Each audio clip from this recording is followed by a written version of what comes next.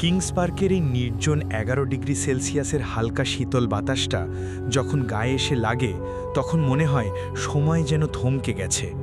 ঠিক যেমন থমকে গিয়েছিল ১৯৯৮ সালের সেই বিকেলে সিরাজদি খানের ইছামতি নদীর পাড়ে। কিছু স্মৃতি মানুষের মনের গভীরে এমনভাবে গেঁথে থাকে যে হাজার মাইল দূরের কোনো অচেনা শহরের গভীর নীরবতাতেও তারা ভেসে ওঠে।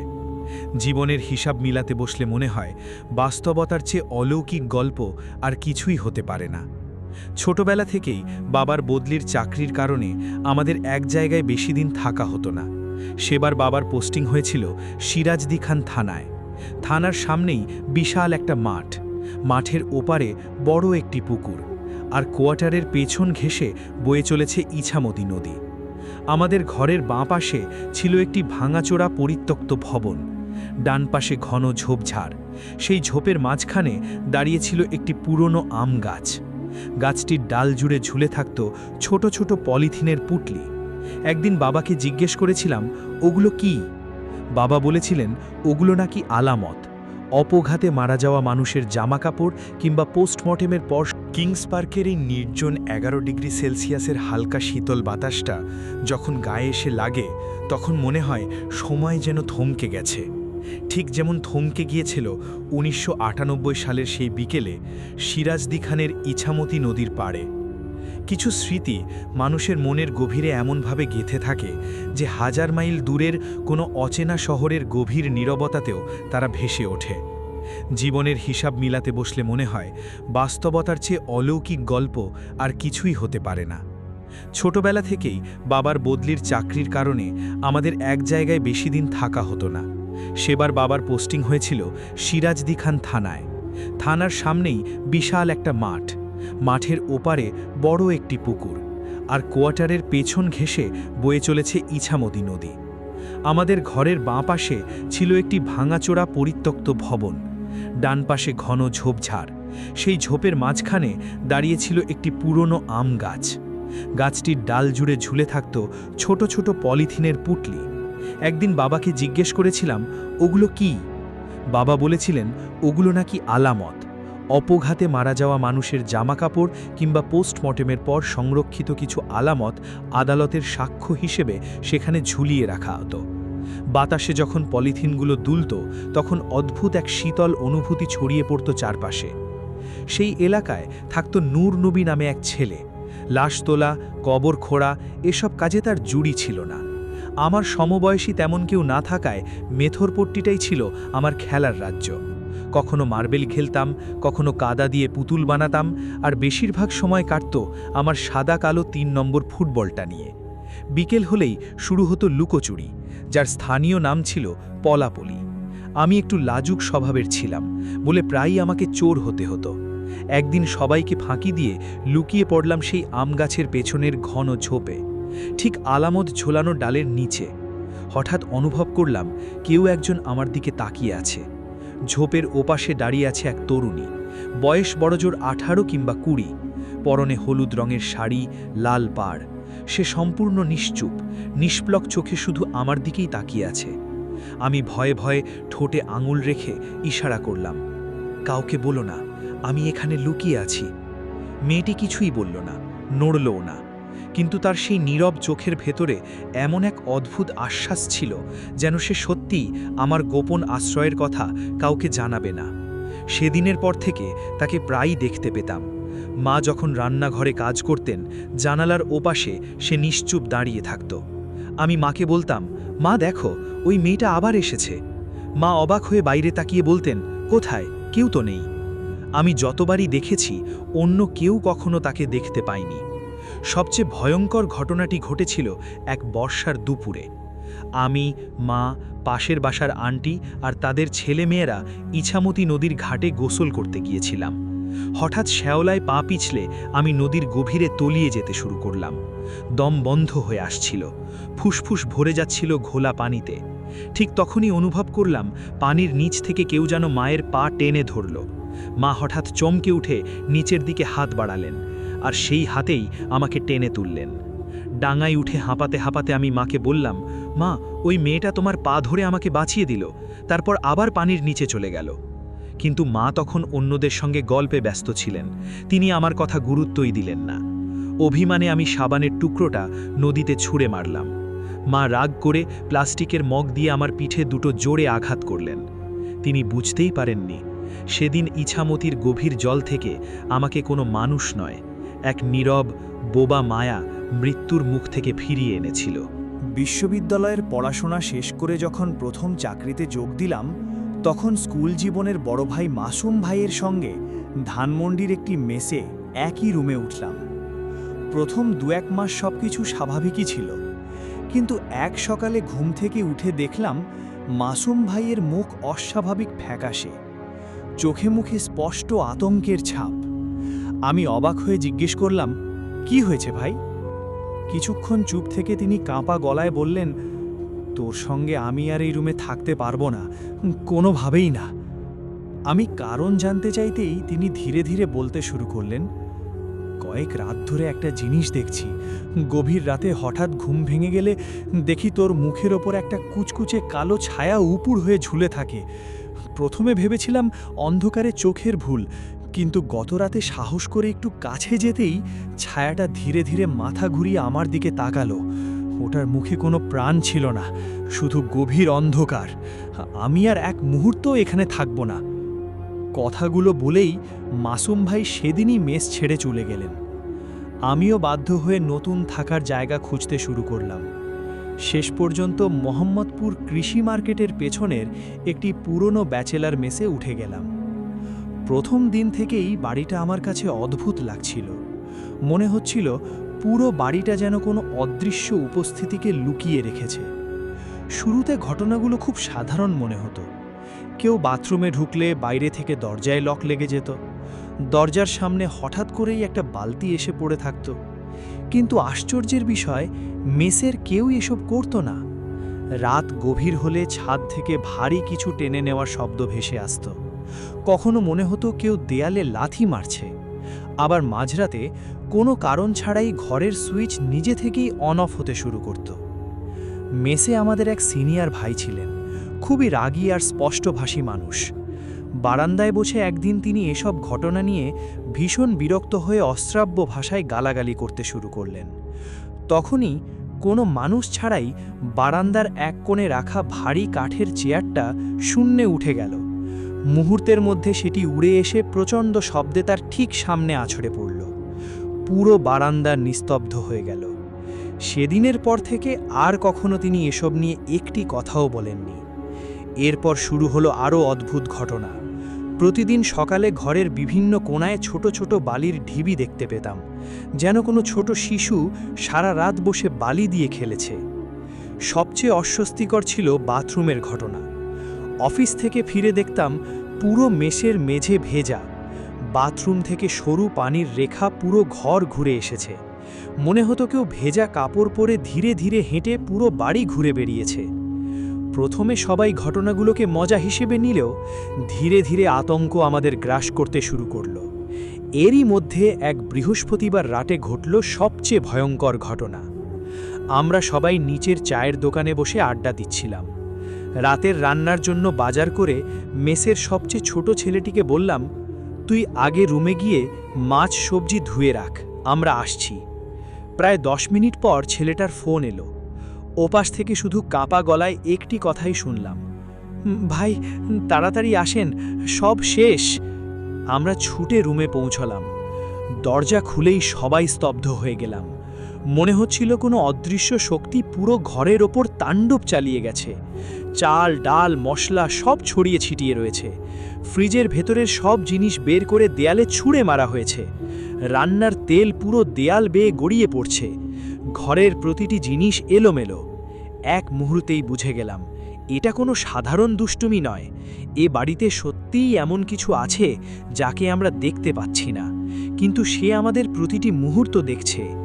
সেদিন রাতেই আমরা সিদ্ধান্ত নিলাম এই রহস্যের সমাধান করতেই হবে। পরদিন জুমার নামাজের পর আমরা সবাই বাইতুল আশরাফ মসজিদের একজন সম্মানিত হুজুরের সঙ্গে দেখা করার সিদ্ধান্ত নিলাম। পরদিন জুমার নামাজ শেষে আমরা বাইতুল আশরাফ মসজিদের ইমামের সঙ্গে দেখা করলাম। তিনি আমাদের সব কথা মনোযোগ দিয়ে শুনলেন। তারপর শান্ত গলায় বললেন, আসরের নামাজের পর আবার এসো, তখন বিস্তারিত কথা বলবো। আসরের পর আমরা আবার তার সামনে বসলাম। তিনি কিছুক্ষণ চোখ বন্ধ করে তাসবিহ পড়লেন।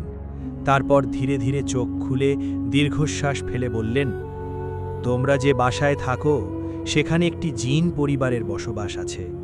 একজন মা আর তার ছোট সন্তান। ছেলেটি খুব চঞ্চল, বালি দিয়ে খেলতে ভালোবাসে। আর তোমরা ওদের অজান্তে কষ্ট দিয়েছ। বাথরুম ব্যবহার করে পানি পরিষ্কার করো না, অকারণে গালাগাল করো। আমাদের একজন অবাক হয়ে বলল, কিন্তু হুজুর, পুরো ঘর পানি দিয়ে ভাসিয়ে রাখে কেন? হুজুর শান্তভাবে উত্তর দিলেন, ওই জিন মায়ের 2 পা ঠিকমতো কাজ করে না, হাঁটতে কষ্ট হয়, তাই বাথরুম থেকে বের হওয়ার সময় তার কাপড় থেকে পানি ঝরতে ঝরতে পুরো ঘরে ছড়িয়ে পড়ে। কথাগুলো শুনেও আমার পুরোপুরি বিশ্বাস হচ্ছিল না। আমি হালকা হেসে বললাম, এসব কি সত্যিই সম্ভব? আমার কথা শুনে হুজুর গভীরভাবে আমার দিকে তাকালেন। সেই দৃষ্টিতে এমন কিছু ছিল যেন তিনি আমার জীবনের বহু বছরের অজানা ইতিহাস পড়ে ফেলেছেন। তারপর ধীরে ধীরে বললেন, তুমি হাসছ, অথচ তুমি নিজেই এক মায়ার ভেতরে বন্দী হয়ে আছো। হলুদ শাড়ি, লাল পাড়, বোবা একটা মেয়ে যে ছোটবেলা থেকে তোমার আশেপাশে ঘুরে বেড়ায়, তাকে কি ভুলে গেছো? আমার বুকের ভেতরটা হঠাৎ কেঁপে উঠল। হুজুর আবার বললেন, সে কোনো মানুষ নয়, সে কখনো তোমার ক্ষতি করেনি, বরং সব সময় তোমাকে আগলে রেখেছে। ইছামতির নদীতে ডুবে যাওয়ার দিন তোমার পা টেনে তোমাকে বাঁচিয়েছিল সেই। আমার চোখের সামনে এক একে ভেসে উঠতে লাগলো শৈশবের সব দৃশ্য। আম গাছ, ঝুলে থাকা আলামতের পুটলি, সেই নীরব মেয়েকি আর ইছামতির ঘোলা জল। হুজুর বলতে লাগলেন, যে জায়গায় তুমি ছোটবেলায় লুকিয়ে খেলতে, সেটাই ছিল তার শেষ আশ্রয়। সবাই তাকে ভয় পেত, শুধু তুমি পাওনি। তুমি তাকে ঠোঁটে আঙুল রেখে বলেছিলে, কাউকে বলো না। সেই এক মুহূর্তেই সে তোমার প্রতি মায়ায় জড়িয়ে পড়েছিল। তারপর থেকে ছায়ার মতো তোমার সঙ্গে থেকেছে। আমার শরীর ঠান্ডা হয়ে গেল। আমি কাঁপা গলায় জিজ্ঞেস করলাম, তাহলে ধানমন্ডির মেসে মাসুম ভাই যে কালো ছায়াটা দেখেছিলেন, সেটাও? হুজুর মৃদু হেসে বললেন, সেটাও সেই। তোমার মাথার উপর ঝুঁকে তোমাকে পাহারা দিত। কিন্তু মানুষের চোখে তার উপস্থিতি ছিল ভয়ঙ্কর, তাই অন্যরা আতঙ্কিত হয়ে পড়ত। আমি আবার বললাম, আর মোহাম্মদপুরের মেসের এত তাণ্ডব? হুজুর এবার দীর্ঘশ্বাস ফেললেন। ওটা ছিল 2 জগতের সংঘর্ষ। ওই বাসায় আগে থেকেই আরেকটি জিন পরিবার থাকত। তারা তোমাদের পছন্দ করত না, নানা উপদ্রব করে তাড়িয়ে দিতে চাইছিল। কিন্তু তোমার সেই বোবা সঙ্গী তোমাকে ছেড়ে যেতে রাজি ছিল না। তিনি কিছুক্ষণ থেমে আবার বললেন, যেদিন তোমরা বাজারে গিয়েছিলে, সেদিন ঘরের ভেতরে 2 অদৃশ্য শক্তির ভয়ঙ্কর লড়াই হয়েছিল। চাল ডাল ছড়িয়ে যাওয়া, দেওয়ালে তেল লেগে থাকা, ফ্রিজ উল্টে যাওয়া, এসব কোনো দুষ্টুমি ছিল না। ওটা ছিল যুদ্ধ, তোমাকে রক্ষা করার যুদ্ধ। কথাগুলো শেষ হতেই আমার চোখ দিয়ে অঝরে পানি পড়তে লাগল। যাকে আমি এতদিন অশুভ ভেবেছি, যাকে কখনো বুঝতে পারিনি, সেই নাকি সারা জীবন আমার অদৃশ্য অভিভাবক হয়েছিল। হুজুর আমাদের কিছু দোয়া পড়ে পানি দিলেন, তারপর বললেন, এই বাসা ছেড়ে দাও, আর তোমার সেই বোবা সঙ্গীর জন্য দোয়া করো। সে কোনো শয়তান নয়, কোনো খাবিশ নয়। সে শুধু এক অতৃপ্ত আত্মা, যে ভালোবেসে ফেলেছিল এক নিষ্পাপ মানব সন্তানকে। কিন্তু 2 জগতের মিলন কখনো সম্ভব নয়। তাকে মুক্তি দাও। আমরা সেদিনই সেই মেস ছেড়ে দিয়েছিলাম। এরপর কেটে গেছে অনেক বছর। জীবনের ব্যস্ততা, চাকরি, দায়িত্ব, সব কিছুর ভিড়ে ঘটনাগুলো ধীরে ধীরে স্মৃতির গভীরে চাপা পড়ে যায়। আজ আমি অস্ট্রেলিয়ার পার্থ শহরের কিংস পার্কে দাঁড়িয়ে আছি। এখানে নেই ইছামতির ঘোলা জল, নেই সেই মেথর পট্টি, নেই আম গাছে ঝুলে থাকা আলামতের পুটলি। তবু যখন 11 ডিগ্রি সেলসিয়াসের ঠান্ডা বাতাস হঠাৎ গায়ে এসে লাগে, মনে হয় কেউ যেন খুব পরিচিত এক স্পর্শে আবারও আমাকে ছুঁয়ে গেল। আমি জানি না সে কি আজও আমার ছায়া হয়ে আছে, নাকি বহু আগেই মুক্তি পেয়েছে। তবে আজও মাঝে মাঝে মনে হয়, কিছু ভালোবাসা মৃত্যুতে শেষ হয় না। সেগুলো নীরবে, অদৃশ্য হয়ে মানুষের ছায়ার সঙ্গেই বেঁচে থাকে।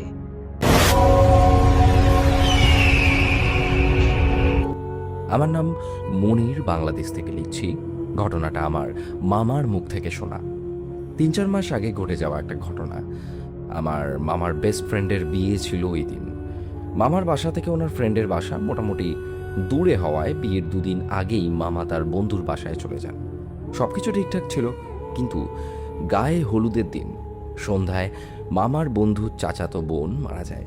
মেয়েটার বয়স খুব বেশি ছিল না, কিন্তু জন্মগতভাবে ও অসুস্থ ছিল আর বাক প্রতিবন্ধী ছিল আর কি। যাই হোক, এই ঘটনায় বাসার সবাই অনেক বেশি শোকাহিত হয়ে পড়ে এবং বিয়েরও 2 দিন পিছিয়ে দেওয়া হয়। পরের দিন রাতে বাসার সবাই তাদের উঠানে বসে কথা বলছিল মেয়েটার চলে যাওয়া নিয়ে। ঠিক তখনই বাড়ির কোনো এক সদস্য কোনো এক কারণে বাসার পেছনে টিউবওয়েলটাতে চান এবং সেখানে একটা ছোট্ট বাঁশ ঝাড় মতো ছিল। যখন কলপাড়ে তিনি যান তখন তিনি দেখেন যে বাঁশ ঝাড়ের মাঝখানে একটা মেয়ে সাদা কাপড় পরে দাঁড়িয়ে। ঠিক একটা লাশকে যদি দাঁড় করিয়ে দেওয়া হয় এবং তাকে যদি একটা সাপোর্ট দিয়ে দেওয়া হয়, তাহলে লাশটা ঠিক যেভাবে দাঁড়িয়ে থাকবে ঠিক সেরকমভাবে সাদা কাপড় পরে মেয়েটা লাশের মতো দাঁড়িয়ে আছে এবং মেয়েটির ঘাড় একদিকে বেঁকে আছে। এক দৃষ্টিতে দেখলে মনে হবে একটা সাদা কাপড় পরা মেয়ে ঘাড় বেঁকিয়ে বুঝি আপনার দিকে তাকিয়ে আছে। এই দৃশ্য দেখার পর তিনি সেখান থেকে দৌড়ে পালিয়ে উঠোনের দিকে আসেন এবং বাসার সকল সদস্যকে চিৎকার করে ডাকতে থাকেন যে এক্ষুনি আমার সাথে চলো, আমি একটা আশ্চর্য বিষয় দেখেছি।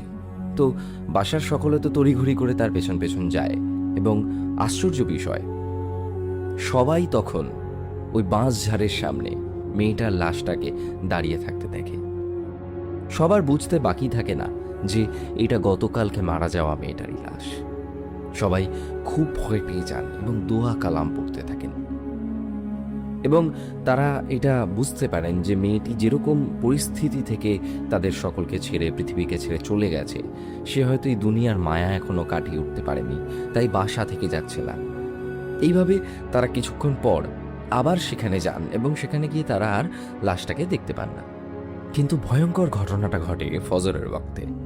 আমার মামা তখন ফজরের ওয়াক্তে নামাজ পড়তে অজু করার জন্য টিউবওয়েলে যান এবং তিনি গিয়ে দেখেন বাঁশঝাড়ের ওই স্থানে মেয়েটা তখনও দাঁড়িয়ে আছে।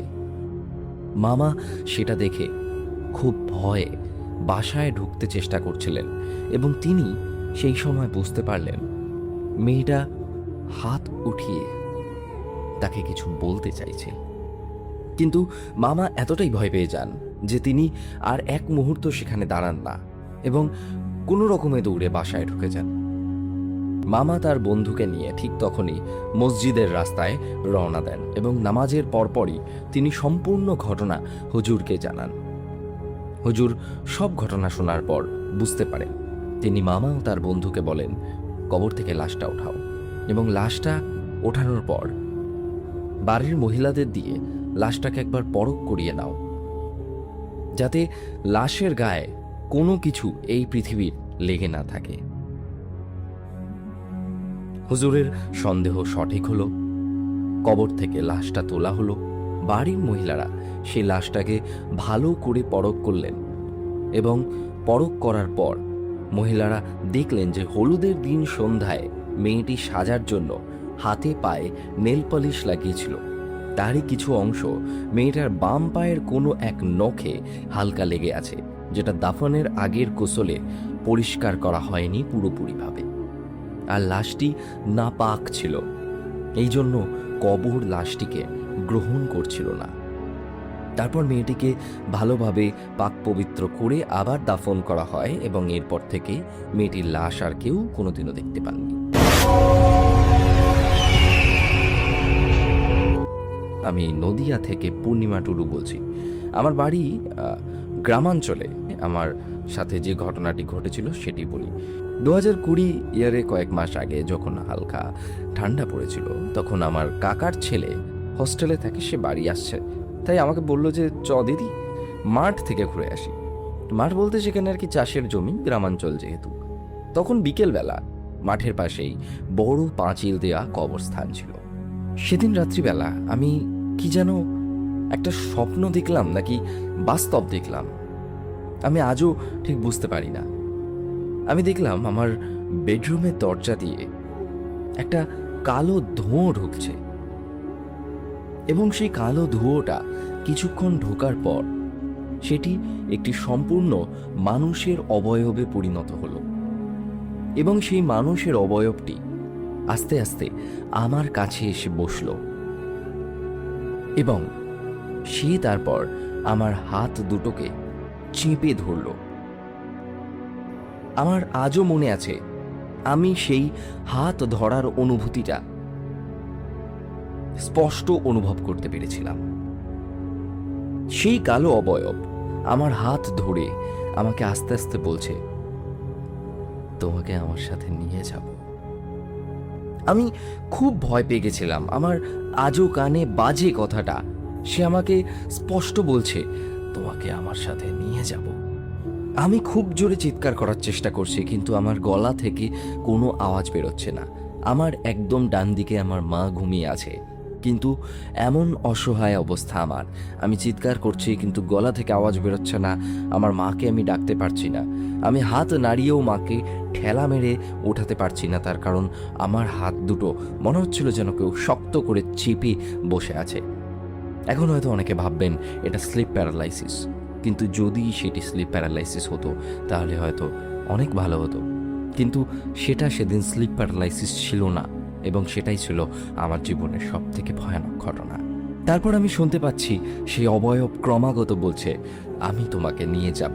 এবং আমি তখন মনে মনে ঈশ্বরকে স্মরণ করতে শুরু করলাম, এবং কিছুক্ষণ বাদে আমি ফিল করলাম যেন আমাকে সে ছেড়ে দিয়ে চলে গেছে। তারপর আমি মাকে জড়িয়ে ধরে ঘুমিয়ে পড়লাম। মা হয়তো ভাবলো আমি খারাপ স্বপ্ন দেখেছি, কিন্তু এটা সত্যি ঘটেছিল। পরের দিন রাতে ঘুমানোর সময় ঘটল আরেকটা নতুন ঘটনা। আমি তখন প্রায় ঘুমিয়ে গেছি। এমন সময় তখন গায়ে কম্বল দিয়ে ঘুমোতাম আর কি, যেহেতু ঠান্ডা পড়েছিল হালকা। হঠাৎ করে আমার মনে হলো আমার কম্বলের ভিতর কিছু একটা রয়েছে। আমার কম্বলটা ছিল আমার গলা পর্যন্ত। কম্বলের ভিতর আমি আমার হাত দুটোকে আবার নাড়াতে পারছি না। আমি একদম স্টিফ হয়ে রয়েছি। আবার আমার গলা থেকে কোনো আওয়াজ বেরোচ্ছে না। মনে হচ্ছে কম্বলের ভিতর কেউ একজন রয়েছে, এবং আমি ক্রমাগত বুঝতে পারছি যে কম্বলের ভিতর যেই থাকুক না কেন সেটা উপরের দিকে উঠে আসছে। আমার সারা শরীর তখন অবশ হয়ে গেছে। এরকমভাবে কিছুক্ষণ চলার পর আমার মনে হচ্ছিল যেন আমি এবার দম বন্ধ হয়ে মরেই যাব। ঠিক সেই মুহূর্তে আমি স্পষ্ট নিজের চোখে দেখতে পেলাম কম্বলের ভিতর থেকে একটা কালো রঙের হাত আমার গলার ওখান থেকে বেরিয়ে আসলো, এবং আমার মুখের ওপর সেই হাতটা বুলিয়ে দিয়ে সেই হাতটা আবার কম্বলের ভিতর ঢুকে গেল। আমি তখন অজ্ঞান হয়ে যাই। যখন আমার জ্ঞান ফিরল, তারপর আমি মাকে জড়িয়ে ধরে কান্নাকাটি করলাম। মা আমাকে নিয়ে গেল এক কবিরাজের কাছে, এবং সেই কবিরাজ আমাকে দেখে তখন বলল যে আমাদের পাশের বাড়িতে একটা বউ ছিল যে 1 মাস আগেই বিষ খেয়ে মারা গেছে। বউটা খুব খিটখিটে ছিল। যেদিন ভাইয়ের সাথে মাঠে গেছিলাম সেদিন অমাবস্যা ছিল, আর সেদিন সন্ধেবেলা আমি আর মা ওই বউটার বাড়ির সামনের যে উঠোন সেটার উপর দিয়ে গ্রামের বাজারে গিয়েছিলাম। আর ওই বউদের বাড়ির লোকজন সব ওই বাড়িটা ছেড়ে দিয়ে চলে গেছে। আর আমি প্রতিদিন সকালবেলা ওদের বাড়ি থেকে পুজোর জন্য ফুল তুলে আনতাম। বউটার বাড়ির গাছে কাউকে হাত দিতে দিত না, বউটা কাউকে তার গাছ থেকে ফুল দিত না। তাই জন্য সে হয়তো আমার সাথে এরকম কোনো প্রতিশোধ নিয়েছে। আমি ওই বাড়ির গাছগুলো থেকে ফুল তুলতাম, সেগুলো দেখি পরে গিয়ে সব পুড়ে গেছে। আমি জানি না কিভাবে এগুলো হয়েছে। তো এটা ছিল ঘটনাটা ঠিকঠাক গুছিয়ে লিখতে পারিনি। ভালো লাগলে আমার ঘটনাটি শেয়ার করবে। তো এই ছিল ঘটনা আজকে।